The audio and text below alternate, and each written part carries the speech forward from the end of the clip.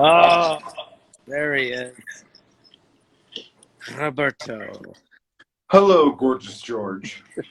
How are you, sir? Great. How's it going?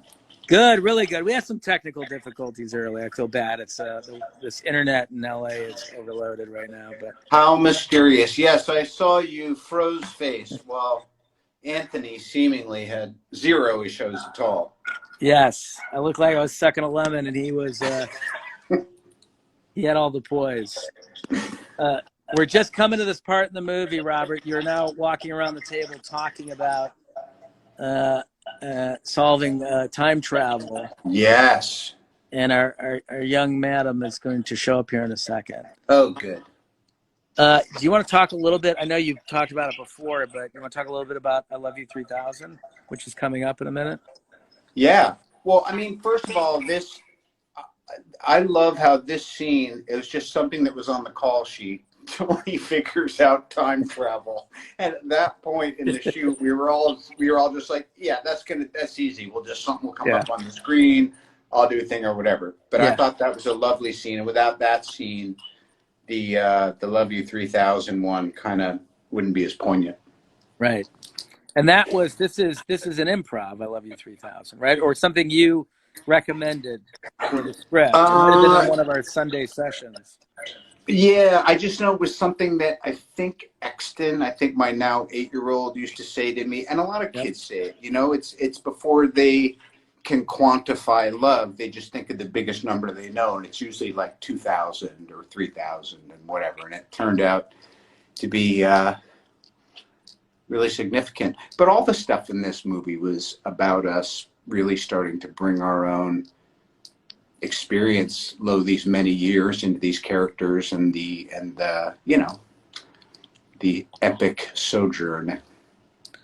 Well, we always talk about that, having emotional ownership over what you're working on. The more emotion you bring to it, then the more it resonates with you as a performer or an artist or creative working on it. You do better work because you're connected to it. Probably, yeah. And know? Look, after 20 plus movies, we, the audience, our cast and crew, the whole planet was kind of in this resonance with each other, and it was all leading up to this finale, you know? Right. So, I mean, I remember it so fondly. We were definitely, as you were saying, looking to stick the landing, and this was just one of those days that felt like just another day in the shoot, but we know when there's important days, you're like, all right, this one kind of has to work, or act 3 isn't as meaningful, you know? Right. The focus that would come to those days would be significant, right? Like we spent a lot of time talking about your death scene. And that was something that maybe we talked about for well over a year or two. Yeah. Just kept refining until it got simpler and simpler. Well, you know me too. There's nothing I like more than chasing you down on a weekend and making you go through pointless draft after draft for something that winds up being 3 words. But it is that relentless pursuit. And I feel like at this point, and you could say the same, to me, it all was really starting with Civil War, when we were kind of taking chances within the genre. And then with Infinity War and Endgame, it was kind of like it was this 1, 2, 3 combo, and we were all in a real groove. And I think it was such a collaborative. It wasn't exhausting. It should have been exhausting, and it wasn't. Well, that's a great point, because this group, the chemistry between this group was incredible, and it's rare. And I talk about this a lot. It's rare to be able to work on a project in our business where you're with people for a decade, or the better part of a decade. Yeah. And it creates relationships that you don't traditionally get. Yes, it creates a kind of relationship where I give myself a little haircut, because I know you asked if I would do this today. And I was looking all over the house for where to go. I'm in the bathroom, and it's balancing on a toilet seat right now, because I was looking for an appropriate frame to match your lovely gray background. My background, I didn't put a ton of thought into this one. I was upstairs. It's like you said, though. Yeah, it was that desire. We all wanted to get in where we fit in. We all wanted to make you proud. We all wanted Kevin to know that we understood the gravity of what we were doing. And even though we're effing around half the time, I'd say 49% of the time, this was a real quality 51%. Yeah, we would certainly lock in, and there were many conversations had when, like you said, when you would lock in. There were lunches, there were Sundays. You know, it's a 24/7 commitment Yeah. for a year straight. Yeah. To pull it off, because the clock is ticking constantly. Oh, come on, dude. And look, at this point in the shoot, as is well documented, you and your dear brother were, I mean, it was like doing a push-up contest after a marathon. Yeah. And there's something about that when you lead from the front the way you two did. You're kind of like, well, you know, then I got to be working weekends and I got to put my best foot forward too. So I, you know, again, I commend you. It's why we stayed so close to this day. It's why I love your family. It's why I'm talking to you whether we got business to do or not, because we've forged that bond. Well, same, sir. Right. Thanks. And that's that. Is that a good spot to end it? Whatever you want. Yeah, I mean, How long do you want to hang out for? I'll keep you here forever. Until someone needs to use this toilet. All right, good. I've got you. That was well, let's say 5 more minutes. You know me. I like to offer the world and then start creating boundaries. And then dial it back. That was a very touching speech, by the way. And it is true. It's like you know, we all know you have one shot at this. And I think we all know how fortunate we were to be working on something that had this kind of attention and and could pull audiences the way that these projects did. And I know I sent you some of the clips early on of audiences reacting to the moments in the movie. And it's just so rare to be part of something like that, where a theater is almost behaving like a rock concert. Oh, yeah. And look, I mean, speaking of cultural stuff, not to drop names, but I was talking to Paul Thomas Anderson the other day, and I think he said that he was going back and YouTubing early screening audience reactions to this just because he wanted to remind himself of the power of cinema.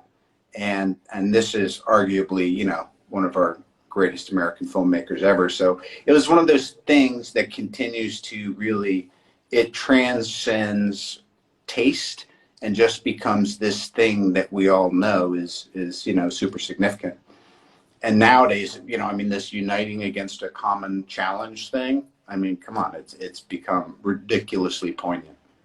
Well, it's without question. I think that's the most significant aspect of it is it's these stories of their ability to unite people globally, which is there's a rare amount of things that can do that that aren't tragic.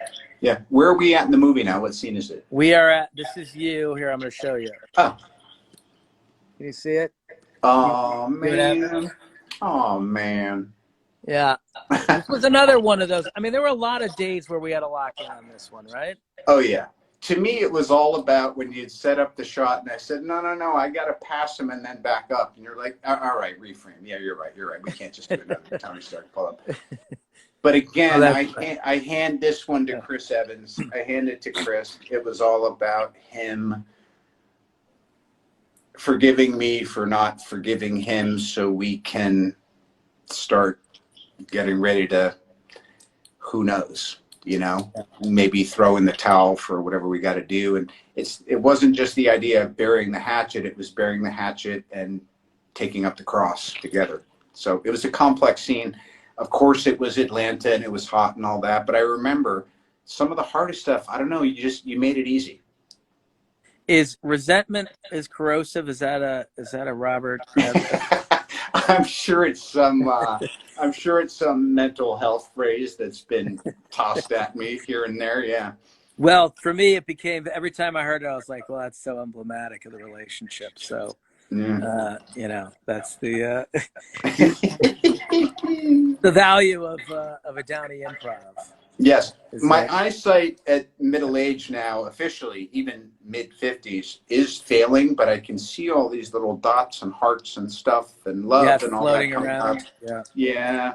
And, you know, I mean, we were so fortunate to be these big-hearted apex predators with this franchise, and it's one of those things you can't express enough gratitude for it. No, you can't, and it's great to have everyone on here watching and participating. And can you believe it's been a year? It feels like a lot. Well, yeah, a lot has happened.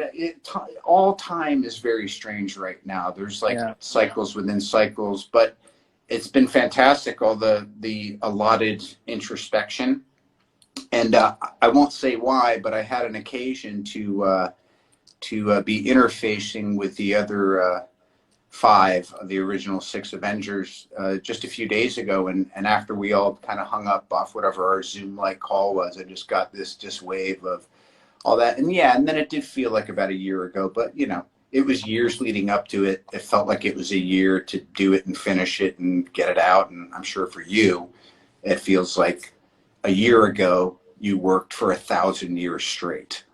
It did. Although I would say that it feels like you go to summer camp and then they yank it away from you. Because we do have a lot of fun working on these things together. Everybody has a lot of fun. You get real close to each other, and then you miss it. Maybe we'll all have to do it again someday. Well, the people will they will move us towards what they want. Yeah. By the way, we just got a hello from Turkmenistan, which I think is really. Oh, wow. Yes. Oh my gosh, yeah, they are rolling in, aren't they? Yeah. Oh. Yeah. Oh, very sweet. Cool. Who else? You got other guests? You got other surprise guests dropping in? You're it. I could never. No one can follow you, sir. So. Wow. We're just doing the first hour of this, so we're about 9 minutes away from the first hour. So, wow, you've admirably carried a good 10-minute chunk of this live event. All right. Well, love everyone who is joining us for this. Love you, Russos, madly, and obviously love this movie like no other. Well, we love you too, sir. All right. You be safe and healthy. Thanks, Joe. All right. We'll talk to you soon. Okay. Bye. Bye. All right. I'm going to pull my brother back.